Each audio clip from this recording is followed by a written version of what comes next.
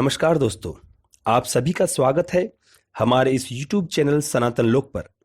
पिछले एपिसोड में इस चैनल पर भगवान महादेव के 12 ज्योतिर्लिंग की इस सीरीज में हमने आपको प्रथम ज्योतिर्लिंग श्री सोमनाथ ज्योतिर्लिंग से संबंधित जानकारियां दी थीं। जिन दर्शकों ने वह वीडियो नहीं देखा है तो पहले आप नीचे डिस्क्रिप्शन में उस वीडियो के लिंक पर क्लिक करके वह वीडियो देख सकते हैं। और अगर ये चैनल अभी तक सब्सक्राइब नहीं किया है तो आपसे मेरा अनुरोध है कि चैनल को अभी सब्सक्राइब कर लें और साथ में बेल आइकन को भी दबा दें ताकि इस चैनल के सभी वीडियोस सबसे पहले आप तक पहुंचे। वीडियो को लाइक और शेयर भी कर दें। आज के इस एपिसोड में हम इस सीरीज को जारी रखते हुए बात करेंगे द्वितीय ज्योतिर्लिंग श्री मल्लिकार्जुन ज्योतिर्लिंग के बारे में। यह ज्योतिर्लिंग आंध्र प्रदेश के कृष्णा जिले में कृष्णा नदी के तट पर श्रीशैल पर्वत पर स्थित है। यह ज्योतिर्लिंग बाकी सभी ज्योतिर्लिंग में सबसे विशेष है क्योंकि इस ज्योतिर्लिंग में भगवान महादेव और माता पार्वती दोनों एक साथ विराजमान हैं। मल्लिका अर्थात माता पार्वती और अर्जुन अर्थात भगवान महादेव। इस ज्योतिर्लिंग की स्थापना से संबंधित पौराणिक कथा इस प्रकार है। एक बार भगवान महादेव और माता पार्वती के पुत्र स्वामी कार्तिकेय और गणेश दोनों अपने विवाह के लिए आपस में कलह करने लगे। इस झगड़े के समाधान के लिए दोनों भाई भगवान महादेव और माता पार्वती के पास पहुंचे। तब भगवान शंकर और माता पार्वती ने कहा कि आप दोनों में से जो पृथ्वी की 7 परिक्रमा करके सबसे पहले यहां आ जाएगा उसी का विवाह पहले होगा। यह सुनकर कार्तिकेय जी अपने वाहन मोर पर बैठकर पृथ्वी की परिक्रमा करने के लिए दौड़ पड़े, परंतु गणेश जी सोचने लगे कि मेरा वाहन तो चूहा है, तो मैं कार्तिकेय जी से तेज पृथ्वी की परिक्रमा नहीं कर सकता। भगवान गणेश जी इसका उपाय सोचने लगे और मन ही मन भगवान महादेव और माता पार्वती से प्रार्थना करने लगे। तभी उनको एक विचार आया और उन्होंने भगवान महादेव और माता पार्वती को एक आसन पर बैठने के लिए आग्रह किया। दोनों के आसन पर बैठने के बाद गणेश जी ने दोनों की 7 परिक्रमा की और विधिवत पूजन किया।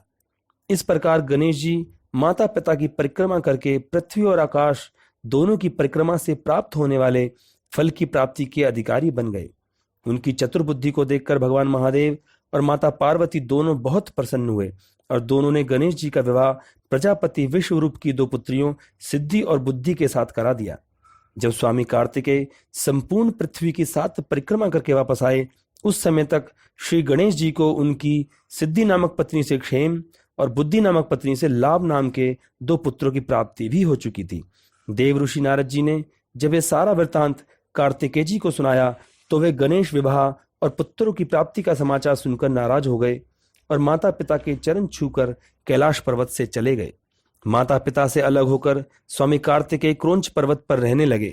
भगवान महादेव और माता पार्वती ने स्वामी कार्तिकेय जी को समझा बुझाकर लाने के लिए देव ऋषि नारद जी को क्रोंच पर्वत पर भेजा। देव ऋषि नारद जी ने स्वामी कार्तिकेय जी को बहुत समझाया किंतु कार्तिकेय जी वापस कैलाश पर्वत नहीं आए। तब माता पार्वती पुत्र प्रेम में व्याकुल हो उठी और भगवान महादेव को साथ लेकर क्रोंच पर्वत पर पहुंच गईं। इधर कार्तिकेय जी को जैसे ही अपने माता पिता के आगमन की सूचना प्राप्त हुई तो वो वहां से 3 योजन अर्थात 36 किलोमीटर दूर चले गए। भगवान महादेव और माता पार्वती अपने पुत्र को वहां ना पाकर बहुत दुखी हुए। तब भगवान शिव और माता पार्वती दोनों एक शिवलिंग के रूप में क्रोंच पर्वत पर प्रकट हुए और पुत्र मोह में भगवान शिव अमावस्या को और माता पार्वती पूर्णिमा को बारी बारी से ज्योति रूप में उस पर्वत पर आने लगे। तभी से यह शिवलिंग मल्लिकार्जुन ज्योतिर्लिंग के नाम से प्रसिद्ध हुआ। यह थी मल्लिकार्जुन ज्योतिर्लिंग की स्थापना से जुड़ी पौराणिक कथा। अब हम बात करते हैं इस मंदिर से जुड़े कुछ रोचक तथ्यों के बारे में। इस मंदिर का निर्माण आज से लगभग 500 वर्ष पूर्व श्री विजयनगर के महाराज कृष्ण राय जी ने कराया। उन्होंने यहाँ एक सुंदर मंडप का भी निर्माण कराया था जिसका शिखर सोने का बना है। उनके 150 वर्ष बाद यहाँ पर छत्रपति शिवाजी महाराज भी मल्लिकार्जुन ज्योतिर्लिंग के दर्शन हेतु क्रोंच पर्वत पर पहुंचे थे। उन्होंने मंदिर से थोड़ी ही दूरी पर यात्रियों के लिए एक उत्तम धर्मशाला बनवाई थी। मंदिर के पूर्व द्वार से लगभग 2 मील पर पाताल गंगा के नाम से प्रसिद्ध कृष्णा नदी है। इसका मार्ग कठिन है, 1 मील तक उतार और फिर 852 सीढ़ियां हैं। यात्री स्नान करके वहां से चढ़ाने के लिए जल लेकर आते हैं। मल्लिकार्जुन मंदिर से 2 मील पर ब्रह्मरांबा देवी मंदिर है। यह माता के 51 शक्तिपीठों में से एक है। यह माता सती की ग्रीवा अर्थात गला गिरा था। श्रीशैल पर्वत पर भगवान शिव का ज्योतिर्लिंग और माता का शक्तिपीठ दोनों एक साथ हैं। श्रीशैलराज पर्वत को इसी कारण दक्षिण का कैलाश पर्वत कहते हैं। महाभारत के अनुसार श्रीशैल पर्वत पर भगवान महादेव का पूजन करने से अश्वमेध यज्ञ का फल प्राप्त होता है। कुछ ग्रंथों में तो यहाँ तक लिखा है कि श्रीशैल पर्वत के शिखर के दर्शन मात्र से अनंत सुखों की प्राप्ति होती है और प्राणी आवागमन के चक्कर से मुक्त हो जाता है। दोस्तों आइए अब बात करते हैं कि मल्लिकार्जुन ज्योतिर्लिंग के दर्शनों के लिए कैसे पहुंचा जाए। आप यहां रेल अथवा हवाई मार्ग दोनों ही माध्यम से पहुंच सकते हैं। मंदिर के सबसे समीप रेलवे स्टेशन मरकापुर रोड मंदिर से 84 किलोमीटर की दूरी पर है। यहां से आप मंदिर के लिए टैक्सी कर सकते हैं। श्रीशैलम से सबसे समीप हवाई अड्डा 230 किलोमीटर दूर हैदराबाद का राजीव गांधी अंतर्राष्ट्रीय एयरपोर्ट है। यहां से मरकापुर रोड तक के लिए बस सुविधा उपलब्ध है और फिर मरकापुर रोड से मंदिर के लिए टैक्सी कर सकते हैं। होटल रूम भी आप घर से ही बुक करके चल सकते हैं।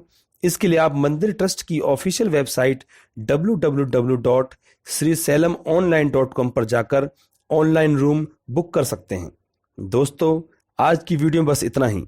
आशा करते हैं कि आपको वीडियो पसंद आई होगी। वीडियो को लाइक कर दें और ज़्यादा से ज़्यादा शेयर करें। हम फिर मिलेंगे नेक्स्ट वीडियो में एक और ज्योतिर्लिंग महाकालेश्वर ज्योतिर्लिंग की जानकारी के साथ। धन्यवाद दोस्तों।